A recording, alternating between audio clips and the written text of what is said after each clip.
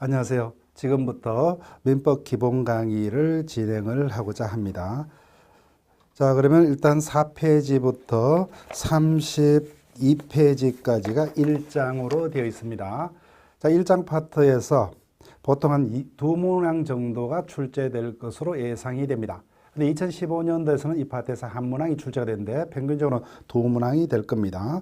자, 그중에서 여러분들이 키 포인트를 보시면 그중에서도 1조 민법의 법원과 2조 시리 성실의 원칙, 권리 남용 금지 원칙에 가장 두 문제가 출제된다면 대부분은 그 두 개의 주제에서 출제가 될 거예요. 또 하나가 어떤 주요 논점이라면 권리의 종류에 관한 어떤 주제 논점이 어떤 문제가 될 겁니다.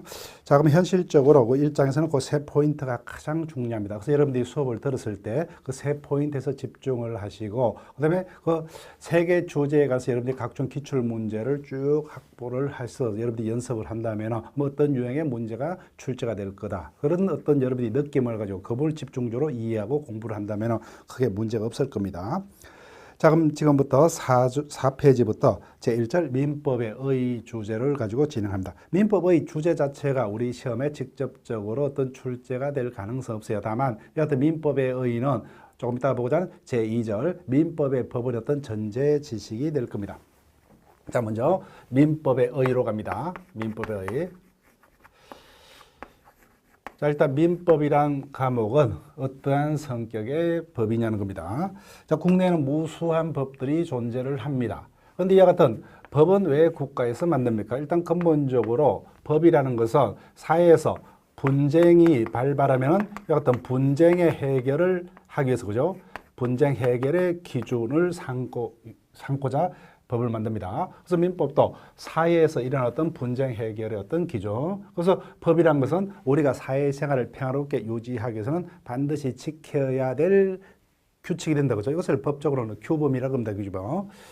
자, 그래서 민법은 어떠한 분쟁을 예상하고 마련한 법이냐는 겁니다. 그래서 민법이 뭐냐? 이렇게 물었을 때 두 가지 방법으로 민법을 정의를 할 수가 있어요. 먼저 형식적으로 민법을 정의할 수도 있고 실질적으로 민법을 정의할 수도 있습니다.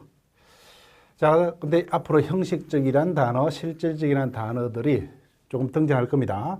근데 똑같아요. 근데 형식적이란 것은 어떤 것을 바라봤을 때 그 내용은 따지지 않습니다.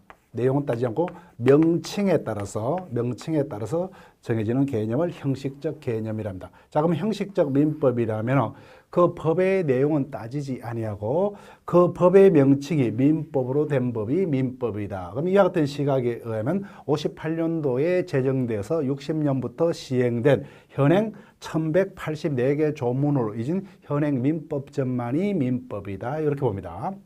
그런데 실질적 민법은 반대 개념이니까 뭐요? 명칭, 형식은 중요치 않다는 거죠. 명칭, 형식에 따른 구분이 아니라 그 내용에 따른 구분이다. 그 내용에 따른 구분. 그래서 우리가 형식적, 실질적으로 구분할 수가 있는데 양자가 일치하지 않습니다. 자, 그러면 일단 형식적 민법이라 하면은 그 법의 명칭이 국회에서 법을 만들 때 법마다 다 이름을 붙이죠. 뭐 상법, 형법, 행정법 다 붙입니다. 그 중에서 민법이라는 제목이 붙던 이 같은 법만이 민법이다. 이게 형식적 개념이에요. 그러면 실질적 개념은 뭐냐는 겁니다. 명칭, 형식 따지지 않고 실질적 개념이라면 자, 일단 민법은 뭐예요?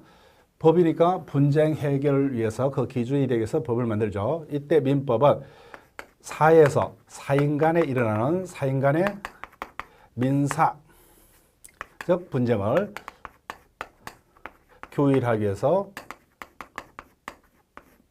마련한 실체법인 일반사법이다. 이것을 한마디로 민법이다. 이렇게 정의를 합니다. 이와 같이 민법을 정의하는 방법이 실질적 개념입니다. 실질 개념. 즉 실질적 민법이라면 그 명칭 불문하고 국내에 존재하는 법 중에서 뭐예요? 일반 사법적 성격을 가지는 게 민법이다 그럽니다. 자, 그러면 시험하고는 상관없지만 상식적으로 자, 사법이라면 어떤 거냐? 국내에는 엄청난 숫자의 법들이 존재합니다. 이와 같은 법을 크게 두 묶음으로 나누면 공법과 사법 파트로 나눌 수가 있습니다. 그 중에서 공법이라 하면은 어떠한 분쟁을 예상하고 마련한 법이냐? 공법이라 하면은 국가와 국민 간에 일어난 어떤 법적 분쟁을 규율 대상으로 마련한 법들을 통틀어서 공법이라 할 수 있습니다. 자, 그럼 특징이 어떤 특징을 그냥 상식적으로 생각하면 뭐요? 국가와 국민 간은 국가가 우위에서 국민에게 일정한 행위를 명령하고 이를 강제하는 관계에서 일어난 어떤 법적 분쟁을 규율 대상으로 할 겁니다. 그래서 무수한 법들이 여기 속합니다. 뭐 행정법이라든지 각종 소송법, 형법 등이 여기 속할 거예요. 그런데 사법이라면은 국가와 국민 간에 일어나는 어떤 법적 분쟁이 아니라 사회에서 뭐요? 개개인 간에 일어나는 어떤 법적 분쟁을 대상하는 법들을 통틀어서 사법이랍니다. 근데 사법은 개인 간의 어떤 법적 분쟁을 규율 대상으로 하니까 개개인은 법적으로 평등하다 그죠? 예. 대등한 사인들 간에 일어나는 어떤 법적 분쟁을 규율 대상으로. 그래서 무수한 법들이 사법에 속할 겁니다. 민법, 상법 등 무수한 법들이 여기 속합니다. 자, 근데 민법은 대표적인 사법인데 그중에서 뭐요?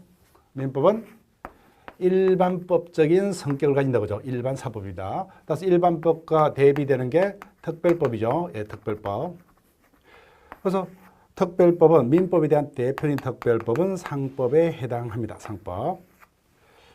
자, 그러면 일단은 일반법이라면 뭐요?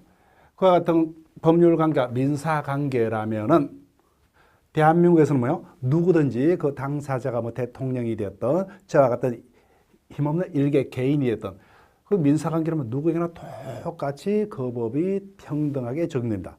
이와 같은 성격을 가진 법을 일반법 또는 보통법이라고 합니다. 그런데 특별법이라면 뭐요? 다른 말로 개별법이라고도 하는데 일단 누구나가 아니라 뭐요? 상법은 상인들 간에 그다음에 사법관계 중 뭐요? 상인들의 상행위를 둘러싼 상사관계, 상사분쟁 이와 같은 관계만 적용됩니다. 그래서 일정한 특별한 상해만 한정해서 적용된다고 하죠. 그래서 특별법이다 합니다.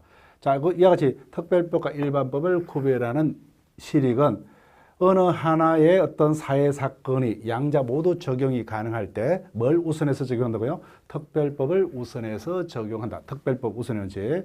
그래서 어떠한 사건 간에 민사법이 다 적용이 가능하다면 먼저 상법을 먼저 적용을 하고 상법이 없으면 비로소 뭐요? 민법을 적용한다 그죠? 자, 그다음에 민법은 실체법이란 겁니다. 실체법과 대비되는 게 절차법이요. 절차법. 자, 일단 실체법이라면은 이건 결론을 정하는 과목이다. 이렇게 보시면 돼요. 결론을 정하는 법이다. 즉 누가 권리자고 뭐요? 누가 의무자냐? 즉 어떠한 원인이 있으면 누구에게 권리가 발생하고 누구에게 의무가 지어지느냐. 그다음에 그 발생했던 권리 의무가 어떠한 원인이 있으면 변경되고 어떠한 원인이 있으면 소멸하느냐. 이와 같은 결론을 다루는 과목을 실체법 그립니다. 자, 예컨대 갑이 을에게 1,000만 원을 대여했어요. 1,000만 원을 대여했습니다.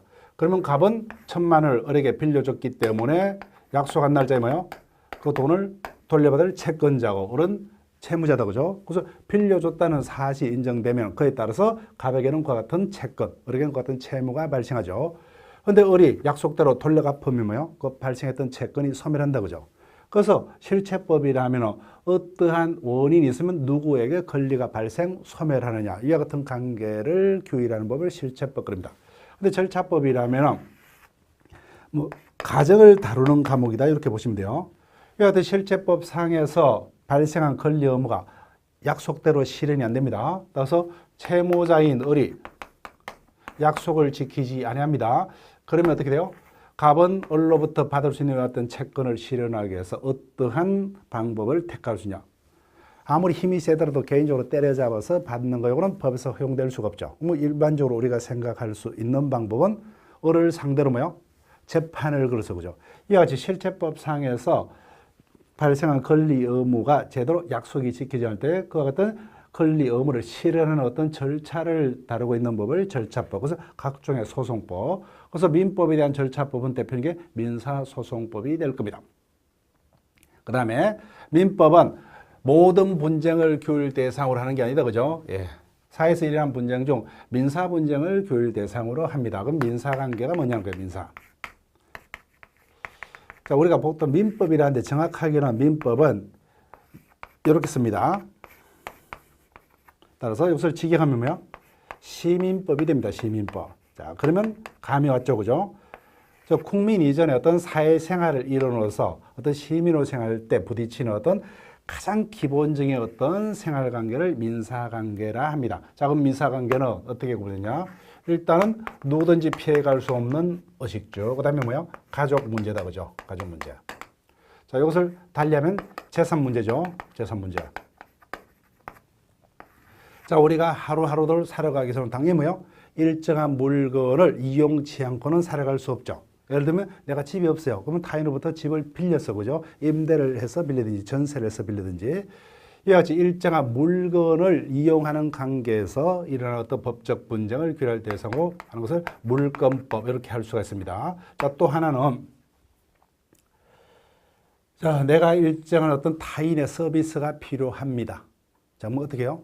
자, 그러면 의사의 진료라는 서비스가 필요하면 나는 내가 강점 있는 어느 전문 분야에 나의 노동력을 투입해서 거기다가 나는 임금을 받아서 남의 어떤 서비스는 돈 주고 산다, 그죠? 그래서 일정한 자에게 일정한 행위를 요구할 수 있는 이와 같은 재산 관계를 채권 관계. 그래서 그 관계에서 어떤 법적 분쟁이 일어났을 때 이를 해결할 법을 채권법이라 합니다. 그래서 이 두 가지를 합쳐서 재산법 이렇게 읽을 수가 있습니다. 그 다음에 가족관계는 자, 일단 가족의 기본 단위가 부부다, 그죠? 그럼 부부 간에 일정한 권리 의무 발생할 거고, 그다음 부부가 있으면 자식이 생길 거고, 점점 더 어떤 범위가 넓으면 일정한 친척들 사이에, 즉 친족들 사이에 권리 의무가 있을 겁니다. 이와 같은 관계를 규율하는 법을 친족법이라고, 그 다음에 일정한 자가 사망하면 그자와 일정한 친족적 지위에 있는 자가 그자의 모든 재산상의 권리 의무를 포괄성계해서 정리해 준다, 그죠? 이와 같은 것을 상속이라고 그죠? 이와 같은 상속 문제를 규율한 법을 상속법. 그래서 이거 두 가지를 합쳐서 가족법 또는 신분법이다 이렇게 읽을 수가 있습니다. 자, 그래서 민법은 요 개별적으로 이렇게 네 파트로, 즉 물권법은 민법은 2편, 채권법이 3편, 친족법이 4편, 상속법이 5편 이렇게 되어 있어요. 그런데 우리는 1편에서 다시 민법 총칙이란 과목을 따로 배웁니다.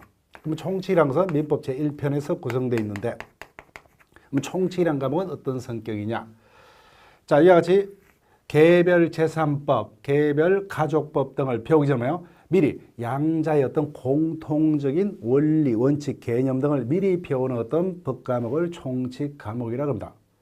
자, 그러면 우리가 물권법은 전세라든지 저당권, 우리가 현실적으로 이용하는 이런 제도입니다. 그럼 현실감이 있어요. 그 다음에 채권법도 임대차, 매매, 고용, 도급 등 우리가 현실적으로 사회에서 어떤 이용하는 제도들입니다. 그래서 현실감이 있습니다. 그런데 총칙이라는 것은 이와 같은 개별 재산법, 가족법 등의 어떤 공통적인 원리, 원칙, 개념, 제도들을 배우기 때문에 아주 이론적이고 추상적입니다. 추상적. 그런데 문제는 용어상으로는 뭐예요? 총칙이니까 재산법에도 적용되고 가족법에도 적용이 되어야 할 것 같습니다. 그러기 위해서는 양자가 공통적인 어떤 내용이 있어야 되겠죠. 그런데 현실은 그러하지 못하다는 겁니다. 그러하지 못하다. 따라서 용어는 총칙이지만 실질적으로는 총칙으로서 기능을 못합니다. 결론, 민법 총칙은 어디까지? 재산법의 총칙으로만 기능을 합니다. 따라서 우리가 배우는 민법 총칙의 대부분의 규정은 가족법에는 적용이 없습니다. 왜냐하면 자, 기본적으로 재산법이라는 것은 뭐예요? 우리가 사회에서 어떤 재산 행위를 하다가 일어나는 어떤 법적 분쟁을 해결해서 마련한 법을 재산법이라 할 수 있는데 대표적인 우리가 재산 행위를 하면 매매를 떠올리면 어떻게 돼요? 자, 매매가 이루어지기 위해서는 두 명이 필요하죠. 매도인과 매수인이 필요합니다. 그러면 매도인은 자신의 물건을 매수인에게 팔매에 있어가지고 매수인의 이익을 위해서 아주 싼 값으로 팔려고 노력합니까? 반대로 매수인은 매도인의 이익을 해서 최대한 비싸게 주고 살려고 노력해요? 아니다, 그죠? 매도인은 최대한 비싸게 팔려고 그러고 매수인은 최대한 싸게 팔려고, 즉 자기의 어떤 이기심으로 움직입니다. 이것을 법적으로 표현하면 이해타산적이요. 이해타산적. 따라서 재산법은 이해타산적 어떤 성질을 가집니다. 근데 가족법, 부모가 자식을 공부시키고 교육시키고 계산적이 아니다, 그죠? 따라서 보수, 섭수적, 무조건적입니다. 그래서 양자가 교집합이 없어요. 공통분모가 없습니다. 그렇기 때문에 현실적으로 총칙은 이 재산법에만 적용되고 우리가 배우는 대부분의 민법 총칙은 가족법에는 적용이 없습니다. 가족법. 그래서 우리가 총칙에서 열심히 배울 행위 능력에 관한 제도, 법인 제도라든지 뭐 의사 표시에 관한 제도, 대리 제도, 소멸시효 등 대부분 어떤 주요 포인트들이 제3법까지만 적용되고 가족법에는 적용이 없어요. 그래서 앞으로 우리가 교재 그 해당 파트를 배울 때 이 부분은 가족법에는 적용이 없다 이렇게 되는 게 그런 이유입니다. 따라서 원칙적으로는 민법 총칙은 가족법에는 적용이 안 됩니다. 다만 예외적으로 일부 규정은 가족법까지 끝까지 적용되는 경우도 있습니다. 굳이 외울 필요는 없어요.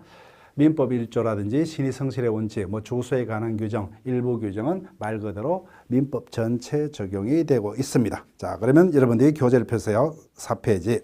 자, 민법에 의해 1번. 형식적으로는 민법이란 이름을 가진 민법죠. 이건 형식적 개념이다. 그죠? 근데 실질적으로는 민사적 법률 관계를 규율한 일반 사법을 민법이라 합니다. 민법.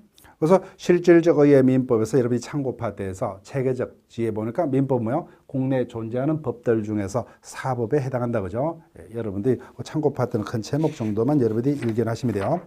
그 다음에 사법 중에서도 뭐요? 일반 사법에 해당한다. 그죠? 그 다음에 절차법이 아닌 실체법에 해당합니다. 그 다음 참고 파트를 보니까 민법전은 우리 민법은 총칙 파트, 물권 파트, 그 다음에 채권 파트, 친족 파트, 상속 파트 5편으로 구성이 되어 있습니다. 이같이 민법전을 구성하는 어떤 방식은 독일식인데 우리도 그걸 따르고 있어요. 자, 외울 필요는 없습니다. 근데 민법 총칙, 우리 시험에서 60%의 비중을 점하는 민법 총칙은 체계상으로 뭐요? 총칙이니까 제3법과 가족법 모두에 공통적으로 적용이 되어야 될 것 같지만 사실상 제3법과 가족법이 공통분모가 있기 때문에 한계가 있다. 그죠? 따라서 원칙적으로 우리가 배우는 총칙의 대부분은 제3법까지만 적용되고 따라서 뭐요? 가족법은 원칙적으로 그 적용이 없습니다. 다만 일부 규정은 가족법까지 적용되는 경우가 있습니다. 1조라든지 2조 등은 그렇습니다. 주소에 관한 규정이 있는데 여러분들 개별적으로 외울 필요는 없습니다. 자, 지금까지 민법이 어떠한 성격의 과목이냐 이것을 간단히 봤습니다. 그러면 여러분들이 5페이지 펴보세요. 민법의 법원 제2절. 자, 이 파트는 2015년도에는 출제가 되지 않았지만 2016년도에서는 우리가 이 파트는 출제가 된다고 보고 대비를 합니다. 자, 민법의 법원이란 주제를 가지고 진행을 합니다.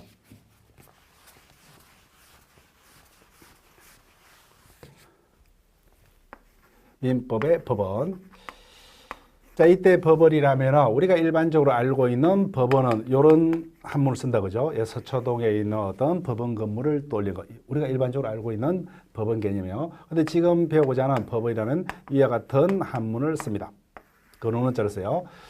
자, 그러면 법원이 뭐냐는 겁니다. 민법의 법원. 자, 일단 민법은 민사적 법률 분쟁을 규율하기 위해서 마련한 일반 사법이라고 그러죠. 자, 그러면 민법의 법원이 뭐냐?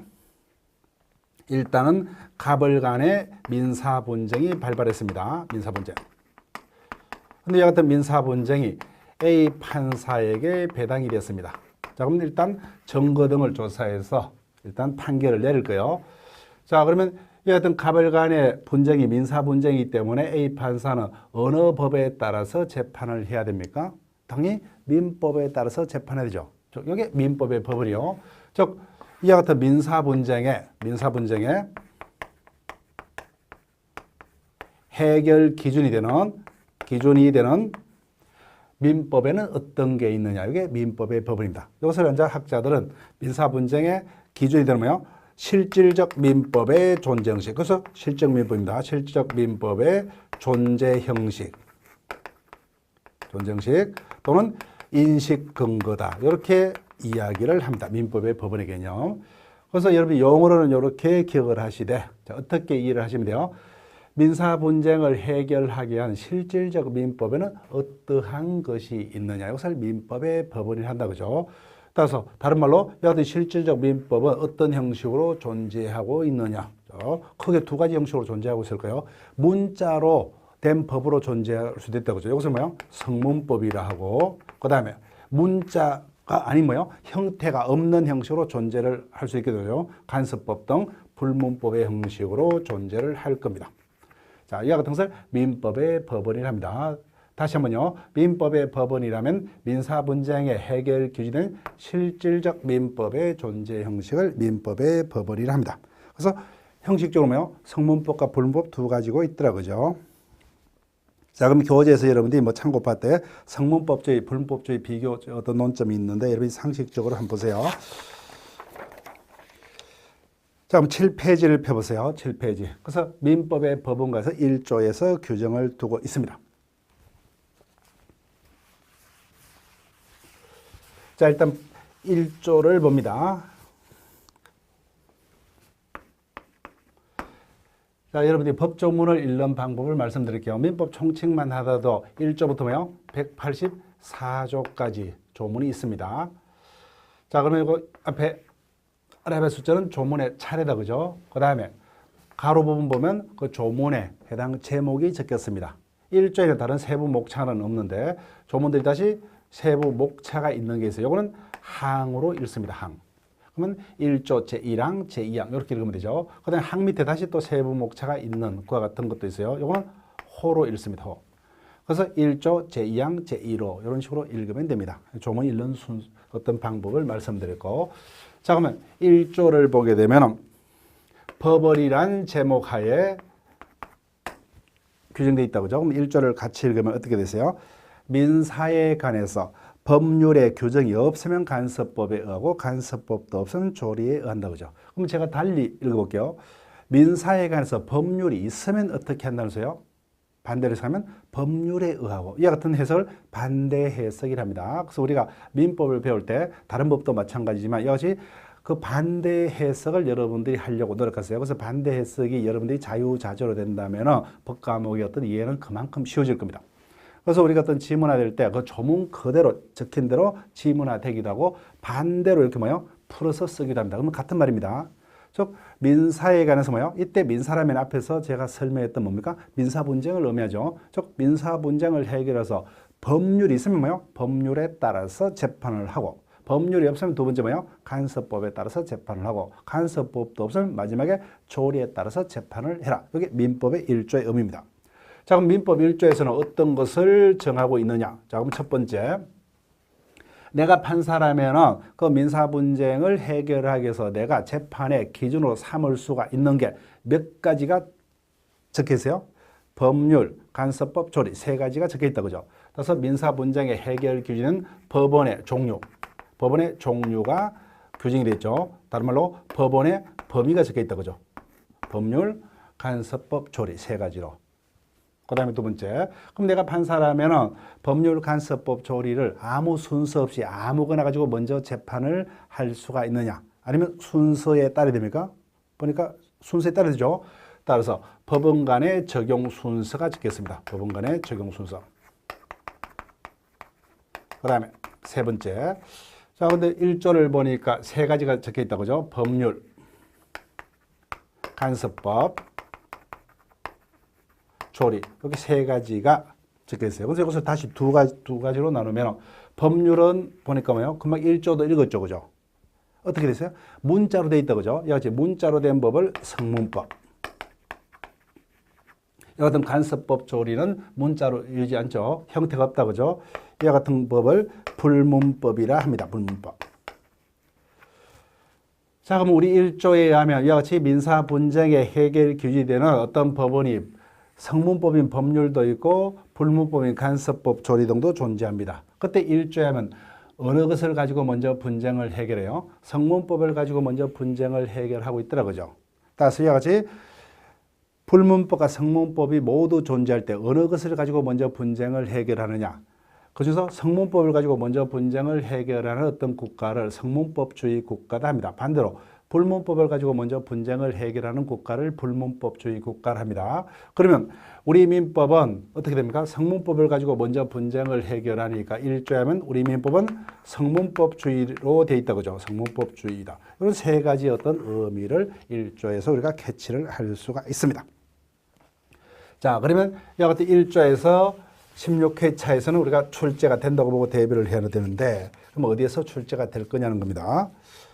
자, 일단은 법률의 의미와 관련해서 시험이 지문화가 될 수 있어요.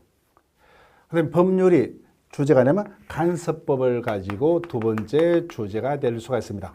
일반적으로는 간섭법을 가지고 지문하는 경우가 조금 더 출제 가능성이 더 높을 거예요. 자, 법률이 출제가 된다든지, 여기에 출제가 된다든지 뭐요? 우리는 요 파트는 틀리면 안 돼요. 우리는 A급이라면 뭐요? 고분이 뜰 것을 예상하고 있기 때문에 어떠한 수단을 쓰든지 우리는 맞추려고 노력해야 됩니다. 자, 그럼 첫 번째. 일단 민사 분쟁에 대해서는 법률이 있으면 법률을 가지고 먼저 분쟁을 해결합니다. 첫 번째, 1조의 법률의 의미입니다. 법률의 의미. 1조의 법률은 어떤 것을 이야기를 하느냐. 자, 국내는 뭐요?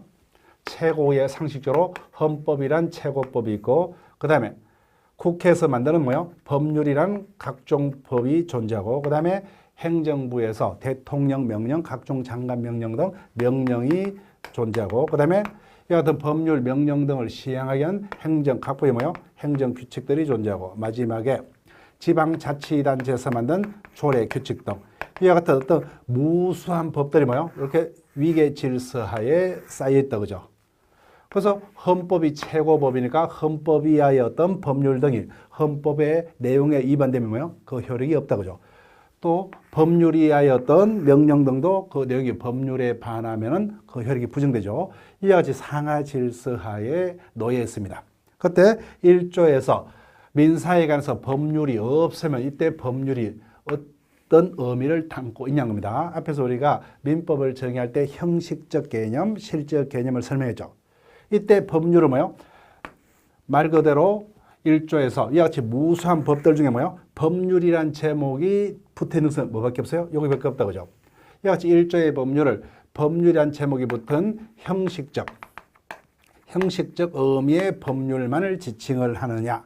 형식적에 대비된 게 실질적이다, 그죠? 즉 실질적, 즉 성문법 전체를 의미를 하느냐 겁니다. 1조의 법률의 의미가. 자, 한번 감이 왔습니다. 1조의 법률은 법률이란 명칭이 붙은 형식적 의미의 법률만을 말하겠습니까? 아니면 실질적 의미의 법률, 즉 문자로 이루어진 성문법 전체를 의미하겠어요? 감이 왔죠, 그죠? 예, 여기서 그죠? 예, 성문법 전체를 의미합니다. 따라서 1조의 법률이라면 뭐요? 형식적 의미의 법률뿐만 아니라 뭐요? 명칭이 헌법으로 되어 있던, 법률로 되어 있던 뭐요? 명령, 규칙으로 되어 있던, 조례, 규칙으로 되어 있던 그 내용이 민사관계를 규율하기 위한 뭐요? 일반 사법적 내용을 담고 있다면 다 1조의 뭐요? 법률에 해당합니다. 그죠? 그래서 이건 틀리면 안 되죠. 그죠? 그래서 교재로서 확인해 볼게요. 자, 법률의 의미. 자, 민법 제1조에서 법률이라 하면은 국회가 제정한 형식적 의미의 법률만이 아니라 뭐요? 실질적 의미의 법률, 즉 성문법 전체를 말합니다. 다른 말로 제정법을 말합니다. 따라서 그 법의 내용이 민사적 내용을 담고 있다면 헌법 조문에 있던, 법률 조문에 있던 뭐요? 명령, 규칙으로 되어 있던 다 1조의 법률에 해당합니다. 자, 그럼 쭉쭉 앉아 검토해 볼게요. 제목 정도로 확인하시면 돼요. 따라서 1조는 성문법을 의미하죠. 그래서 성문법에는 어떤 게 있느냐? 자, 그 중에서 대부분은 법률의 형식으로 존재할 거예요. 그 중에서 대부분은 민법전에 대부분 포함되어 있을 겁니다. 그 다음에 기타.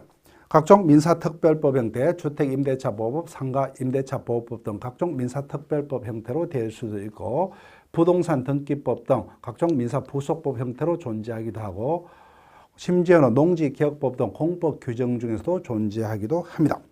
그 다음에 그 내용이 뭐예요? 대통령 명령, 장관 명령 또는 규칙 등 이와 같은 규정에서도 민법이 존재를 합니다. 그 다음에 2번 대법원 규칙 등에도 민사적 내용이 담고 있으면 이게 1조의 법률에 해당합니다.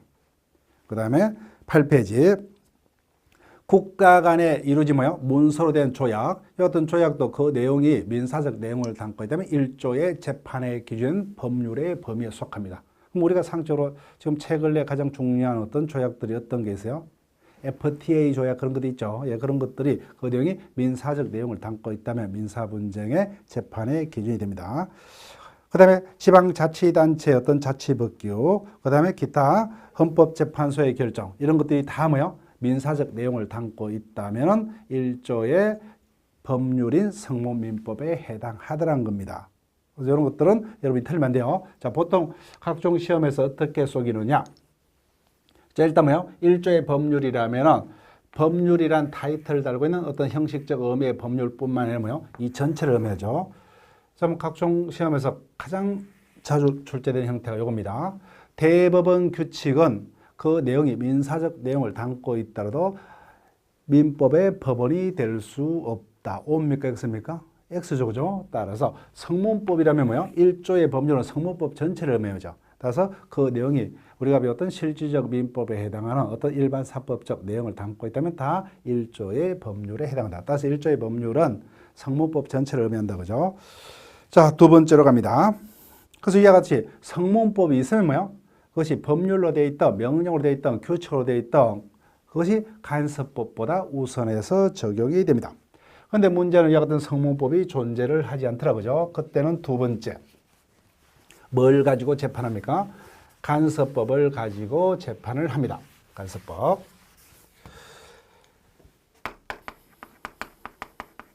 자, 일단 간섭법이 시험에 지문이 된다면 답은 간섭법의 성립 시기, 그 다음에 사실인 간섭과의 구별, 그 다음에 세 번째, 간섭법의 효력. 이 세 가지 중에 하나가 답이 될 겁니다. 근데 그 중에서도 사실인 간섭과의 구별, 요 논점이 제일 각종 시험에서 자주 답으로 합니다. 자, 먼저 본격적으로 설명하기 전에 간섭법의 의의를 보세요. 간섭법. 일단 간섭법이라면 사회에서 일정한 간행이 반복적으로 존재합니다. 간행의 존재. 이 어떤 간행의 존재에 대해서 일반 국민들이 더 이상 이거는 단순한 간행이 아니라 법이다. 여하튼 법적 확신을 일반 국민들이 가집니다. 그때 성립하는 법을 간섭법이라 합니다. 간섭법. 자, 그러면 일단 우리 상식적으로 접근해 볼게요. 일단은 간섭법도 있고 성문법도 있을 수가 있습니다. 그런데 우리 사회에서는 인류사적으로 봤을 때 당연히 성문법이 먼저 발생을 했습니까? 간섭법이 먼저 발생했어요? 당연히 간섭법이 먼저 사회에서 발생했다고 그죠? 문자가 없어진 당연히 간섭법. 그 다음에 이와 같은 간섭법이 성립하기 위해서는 국가 승인이 필요하겠냐는 겁니다. 국가 승인. 자, 금방 요 개념에서 봤죠. 간섭법이 두 가지 요건만 구비되면 간섭법이 성립합니다. 그러면 상대로 간섭법이 성립하기 위해서는 국가 승인을 요한다, 요하지 않는다? 국가 승인 필요 없다는 겁니다. 예. 즉, 법이란 것은 뭐예요? 법이란 것은 어떤 문자가 있고, 성문법은 문자가 있고, 국가 권력을 전제로 하는 개념입니다. 그렇지만은, 간섭법이라는 것은 뭐예요? 사회만 있으면, 인간이 어떤 무리지어서 생활하는 사회만 있으면 자생적으로 생기는 법입니다. 따라서 국가 이전에 사회만 있으면 발생합니다. 따라서 간섭법은 국가 승인 필요 없습니다. 그 다음에 오늘날 간섭법의 어떤 역할의 어떤 중요성이 강화될 것이냐 축소될 것이냐 어느 것 같아요? 요 사이는 필요하면 뭐요? 성문법을 만들면 되기 때문에 오늘날은 간섭법의 중요성은 감소될 수밖에 없습니다. 그래서 이와 같이 두 가지 요건이 있으면 간섭법이 성립합니다. 자, 첫 번째 논점이 그러면 간섭법의 성립 시기는 어떻게 될 것이냐는 겁니다. 자, 간섭법이 성립하기 위해서는 이 두 가지 요건만 구비하면 좋겠다 그죠? 자, 그러면 예를 들게 되면 갑을 간의 어떤 민사관계가 있었습니다. 민사관계. 언제 이루어지냐? 00년 1월 10일자에 민사관계가 있습니다. 그런데 지금 10년도에 분쟁이 생겼어요. 분쟁. 자, 초점은 자기들이 이와 같은 법률 관계를 맺을 당시에 이와 같은 관계를 규율하는 간섭법이 그 당시에 존재하고 있었느냐. 이 전부가 다툼이 일어났습니다. 갑을 간에. 자, 다툼의 초점이 뭐라고요? 자신들이 민사관계를 맺을 요 당시에 이 같은 민사관계를 규율하는 간섭법이 그 당시에 존재하고 있었느냐. 그 다툼이 지금 문제가 되고 있습니다. 자, 다툼이 있기 때문에 당연히 재판부에서 판단을 해야 되겠죠. 그래서 증거 등을 조사해서 판단합니다. 그래서 이때에서 뭐예요? 판사가 간섭법의 존재를 확인해주는 판결을 해줍니다. 그러면 간섭법은 그 판결 시에 비로소 성립한 걸로 되느냐? 아니면 뭐요? 이미 사회에서 요 당시에 이미 성립한 걸로 되느냐? 느낌이 왔습니까? 자, 분쟁의 초점이 뭐였죠? 요 당시에 간섭법이 존재하고 있었느냐? 요게 다툼이다, 그죠? 다만 확인은 요때 이루어지고 있죠. 그래서 확인해주면 뭐요? 판사가 존재하고 있었다 확인해줬죠. 그러면 판결 시가 아니라 뭐요? 이때 이미 존재하고 있었다 확인됐다, 그죠? 그래서 간섭법은 존부가 다툼이 있으면 당연히 법원의 재판을 통해서 확인될 수밖에 없죠. 뭐요? 성립시키는 뭐요? 실제 사회에서 이와 같은 요건을 구비했을 때 이미 이때 성립한 걸로 된다. 그죠? 그래서 이런 점입니다. 자, 볼게요. 일단 간섭법의 의의는 넘어가고, 자, 성립 요건. 1번, 일정한 간행이 반복적으로 존재해야 된다. 그 다음에 두 번째, 일반 국민의 법적 확신을 취득해야 된다. 그죠? 국가 승인은 유하지 않습니다. 그 다음에 3번, 어떤 간섭법도 법이기 때문에 헌법 등 전체 법 질서에 위배되면 안 됩니다.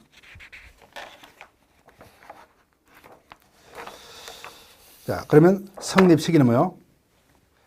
9페이지.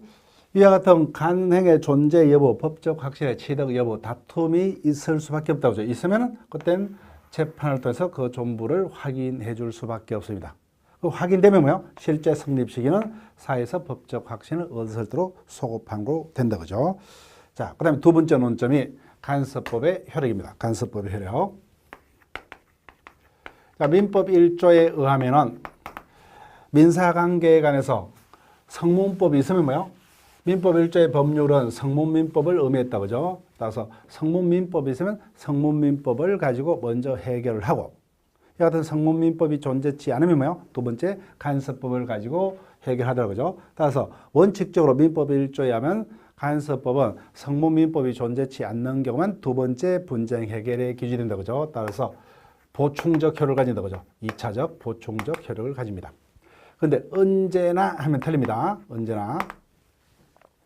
상법 1조에 의하면은 상법 1조는 이렇게 되어 있어요. 상사에 관해서, 즉 상사 분쟁 이렇게 이해하시면 되는데 법 전문 자체는 이럴 필요 없어요. 상사에 관해서 본법에 규정이 없으면 상간섭법에 하고 상간섭법도 없으면 민법에 의한다 이렇게 했습니다. 또 상법 1조에 하면은 상사 분쟁에 대해서는 뭐요? 성문상법을 먼저 적용하고 없으면 두 번째 상간섭법. 마지막에 뭐요? 성문민법을 적용을 합니다. 상법 1조에 하면 간섭법이 성문민법, 상간섭법이 성문민법보다 우선해서 적용되더라고요. 그래서 언제 하면 돼요? 원칙적으로 사법적 분쟁에 대해서는 어떤 간섭법은 성문민법이 없는 경우에 적용된 보충적 효력을 가지만 예외적으로 뭐요? 우선하는 효력도 가진다고 그죠? 그래서 언제나 하면 틀립니다. 예, 그런 정도로 기억을 하시고. 자, 마지막 논점이 사실인 간섭과의 구별을 볼게요. 일단은 간섭법이 성립하기 위해서는 일정한 간행이 반복적으로 존재하고 뭐요? 그 간행의 존재에서 일반 국민이 이거는 단순한 간행이 아니라 법이다 이렇게 확신을 가졌을 때 성립하는 법을 간섭법이라 합니다. 자, 그런데 아직까지 뭐요? 일반 국민의 법적 확신을 취득하지 못했습니다. 요 단계를 사실인 간섭이라고 합니다. 사실인 간섭. 그러면 사실인 간섭과 간섭법은 어떻게 구분합니까? 어떻게 구분되죠? 간행에 대해서 일반 국민들의 법적 확신을 취득을 했느냐 못했냐에 따라서 구분된다. 그죠? 따라서 그 간행의 존재에서 일반 국민의 법적 확신까지 취득한 것은 뭐예요? 법인 간섭법이 되고 아직까지 법적 확신까지 취득하지 못한 단계에서는 이것을 사실인 간섭이라 합니다. 그래서 판례는 간섭법과 사실인 간섭을 법적 확신 유무에서 명확하게 구분을 하고 있습니다. 그래서 법적 확신까지 취득한 존재를 간섭법이라고 아직까지 법적 확신까지는 취득하지 못한 존재를 사실인 간섭이라 합니다. 자, 그럼 문제는 왜 같은 간섭법과 사실인 간섭을 구분하냐는 거예요. 그죠? 구분하냐. 한마디로 뭐요? 간섭법은 법 중에 하나입니다. 그런데 사실인 간섭은 아직까지 법이 아닌 단순한 사실에 불과합니다. 그래서 여러분들이 10페이지 도표를 보세요. 그래서 간섭법과 사실인 간섭은 쓰이는 곳이 전혀 다릅니다. 적용 영역이 달라요. 자, 금방 민법 1조하면 간섭법은 어디에서 쓰입니까? 민사 분쟁이 발발했을 때 그 분쟁을 해결하기 위해서 성문민법이 있으면 뭐요? 성문민법에 따라서 재판하고 성문민법이 없으면 두 번째 뭐요? 간섭법을 가지고 재판한다고 그죠? 따라서 간섭법은 법원이 하나죠. 그죠? 법원 중에 하나입니다. 법원. 따라서 즉 민사 분쟁의 해결 기준이다. 그죠? 민사 분쟁의 해결 기준. 해결 기준인 법원이 됩니다. 즉 법이다. 그죠? 법 중에 하나입니다. 그런데 사실인 간섭은 이거는 법이 아닌 사실에 불과합니다. 사실에. 자세한 것은 우리가 법률행위 파트에서 다시 배우겠지만 당사자의 법률행위를 해석을 하고자 할 때 당사자 의사가 분명치 아니한 경우 두 번째 사실인 간섭 가지고 당사자의 법률행위를 해석합니다. 따라서 법률행위의 해석 기준이에요. 법률행위의 해석 기준으로서 당사자 의사가 분명치 않은 경우 그 당사자 의사를 보충하는 그와 같은 기능을 합니다. 따라서 양자가 작동되는 영역이 전혀 다르다. 그죠? 즉 간섭법은 민사 분쟁에서 성문법이 없으면 두 번째 분쟁의 해결 기준 법원의 기능, 즉 재판의 기준이 됩니다. 근데 사실인 간섭은 이건 사실에 불과하기 때문에 어떤 적용되는 법이 될 수가 없고 법률행위, 당사자 간에 이루어진 법률행위가 해석을 하고자 할 때 당사자 의사가 분명치 않은 경우 두 번째 해석 기준으로 작동해서 당사자 의사를 보충하는 것과 같은 역할을 합니다. 자, 그 다음에 입증, 주장 책임을 합니다. 자, 간섭법은 뭐예요? 법입니다. 자, 상식적으로 법은 누가 알아서 재판에 적용을 해야 돼요? 당연히 법관이 알아서 해야 된다. 그죠? 따라서 간섭법은 법이기 때문에 당사 주장 불문하고 원칙적으로 법원에서 간섭법을 조사해서 적용을 해야 됩니다. 따라서 직권조사상이요. 그런데 예외적으로 자, 간섭법은 뭐예요? 이와 같은 두 가지 요건을 구별해야 된다. 그죠? 간행이 존재하고 법적 확신까지 취득해야 됩니다. 근데 이렇게 분명하지 않을 수 있죠. 이와 같은 간행의 존부 내지 법적 확신이 존부가 분명치 않을 수 있습니다. 즉 판사가 열심히 노력하더라도 간섭법의 존부를 알 수가 없을 때는 뭐예요? 예외적으로 당사자가 주장할 필요가 있다. 자, 근데 사실인 것은 뭐예요? 금방 봤던 간섭법에서 원칙의 순서가 뒤바뀝니다. 사실인 것은 뭐예요? 법이 아닌 단순한 사실에 불과하기 때문에 이거는 당사자가 주장하고 입증을 해야 되는 게 원칙입니다. 다만 사실인 간섭도 일종의 사회에서 계속 간혹서 반복적으로 존재한다. 그죠? 그래서 일종의 경험치이기 때문에 당사자의 주장이 없더라도 이미 법관이 알고 있는 경우는 그때는 당사자의 주장이 없더라도 사실인 간섭을 적용할 수 있다. 그죠? 이 순서. 그래서 다시 한번요. 간섭법은 법이기 때문에 당사자 주장 없더라도 뭐요? 법원이 알아서 직권을 줘서 판단하는 게 원칙입니다. 다만 법원이 열심히 노력했는데 뭐요? 알 수가 없는 경우는 그때는 당사자가 주장 입증할 필요가 있더라. 근데 사실인 것은 반대로 이건 법이 아닌 단순한 사실에 불과하기 때문에 당사자가 주장하고 입증을 해야만 재판에서 적용될 수 있더라. 그죠? 재판에서. 그런데 예외적으로 사실인 간섭도 일종의 경험치이기 때문에 당사 주장 없더라도 법원이 이미 알고 있는 경우에는 당사 주장 없더라도 적용할 수 있더라. 이렇게 됩니다. 자, 지금까지 사실인 간섭과의 구별을 봤습니다. 자, 그 다음에 6번 판례에서 확인된 간섭법이 어떤 게 있느냐. 자, 일단은 판례가 간섭법으로 인정한 게 동산의 양도담보. 양도담보 앞에 동산이란 글자가 붙어야 됩니다. 부동산의 양도담보는 성문법이 있습니다. 자, 양도담보라는 요 개념은 그때 다시 또 설명드릴 겁니다. 물건 파트에서. 그 다음에 법정지상권 하면 성문법이 있습니다. 따라서 앞에서 수식어 간섭법상의 이와 같은 제한 문구가 붙어야 됩니다. 그 다음에 수목의 집단 등의 공시방법인 명인방법. 그 다음에 분묘기지권, 사실혼제도 이런 것들이 판례가 인정하고 있는 간섭법에 해당합니다. 자, 나머지 개념들은 그때그때 관계되는 파트에서 설명을 드립니다. 여기서는 분묘기지권 하나를 설명드릴게요. 분묘기지권. 자, 우리는 보통 이렇게 산소는 이런 형태로 쓴다 그죠? 봉분의 형태로. 근데 이 임야가 A가 소유자입니다.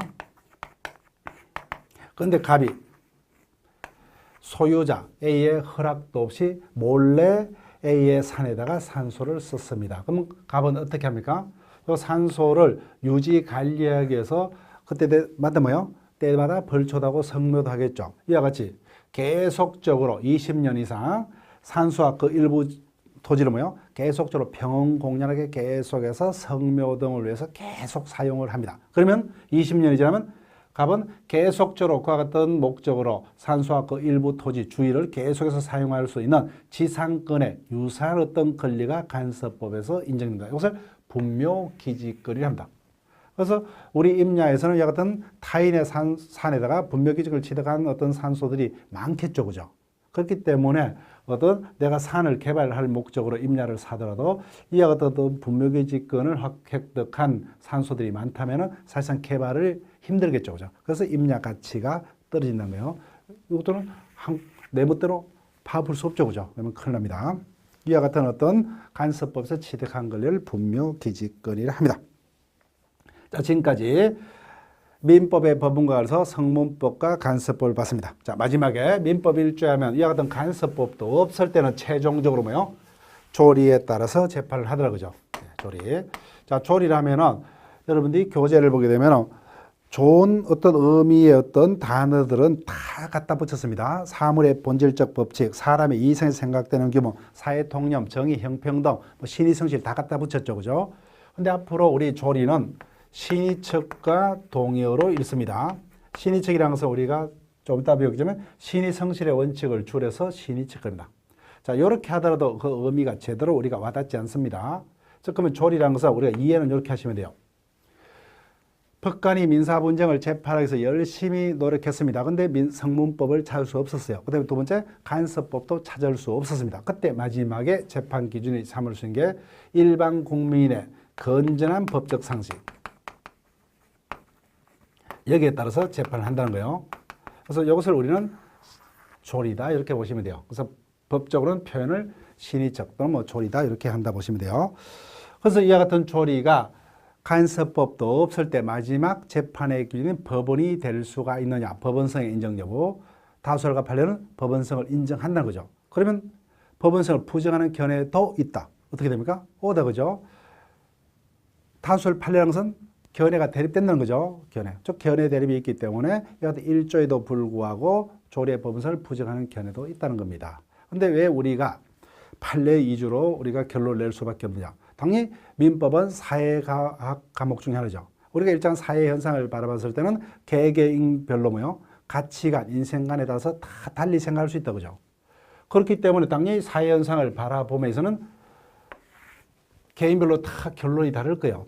그래서 견해가 대립됩니다. 근데 답은 구해야 되는데 그죠? 그때는 어떻게 해요? 공권적인 판단인 판례가 답이 될 수밖에 없습니다.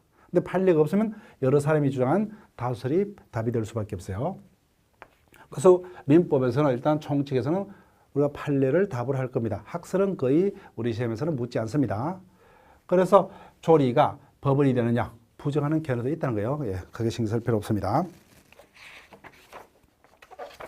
자, 그 다음에 마지막으로 판례로 갑니다. 자, 민법 1조에 의하면은 민사법원은 성문법, 간섭법, 조리까지만 있다 그죠? 자, 판례는 1조에 언급이 안 되죠. 이와 같은 판례가 법원이 될 수가 있냐는 겁니다. 우리는 신급이 3심으로 된다 그죠? 원하면은. 근데 만약에 대법원 판례가 법이라면 어떤 의미를 가집니까? 하급심 판사는 반드시 그 재판을 하기 위해서 그 판례에 구속돼서 재판을 할 수밖에 없다 그죠? 법관은 자기 멋대로 판결할 수 없죠. 법조문에 따라서 법이 있으면 법에 따라서 재판해야 됩니다. 그래서 판례가 법이라면 뭐요? 반드시 판례에 구속되어서 재판을 해야 됩니다. 근데 판례는 뭐요? 법이 아니라는 겁니다. 따라서 판례는 법이 아니기 때문에 이거는 법원은 아니라는 겁니다. 그렇지만 우리는 3심으로 되어 있기 때문에 일단 대법원에서 유사사건이 있으면 뭐요? 유사사건에 대한 어떤 판결이 쌓이면 그게 하나의 법칙을 말합니다. 그것을 판례래요. 기존의 어떤 자신의 견해를 변경하려면 상당히 힘든 절차를 거쳐야 됩니다. 전원 합의체에서 3분의 2 이상이 찬성해야 되기 때문에 기존의 어떤 판례가 변경되는 건 잘 없어요. 자, 그러면 하급심 판사는 뭐요? 자기가 판례하고 반대 견해를 하더라도 뭐요? 그러면 당사자 불복해서 상급심으로 올라가면 대법원에서 뭐요? 너 견해 잘못 판결해서 고치라면 뭐요? 고쳐야 그리고 어차피 이렇게 번복되어 올 거. 그 다음에 자기가 승진하기 위해서는 자신의 어떤 판결이 뒤집어지면 안 되죠. 그래서 사실상은 뭐요? 대법원 판례를 따를 수밖에 없다. 그죠? 따라서 결론. 판례는 사실상의 구속력은 있으나 그죠? 사실상의 구속력은 있으나 법원은 되지 못한다. 이게 결론입니다. 따라서 민법 1조에서 법률의 의미, 간섭법과 그래서 출제될 수 있는 뭐요? 성립 시기에 관한 논점, 사실인 간섭과의 어떤 비교 논점, 그다음에 간섭법에 해당하는 그런 논점 위주로 여러분들이 검토를 하면 됩니다. 자, 지금까지 1조를 봤습니다. 자, 다음 시간에는 제3절 민법상의 권리, 의무에 관한 주제를 가지고 진행을 합니다.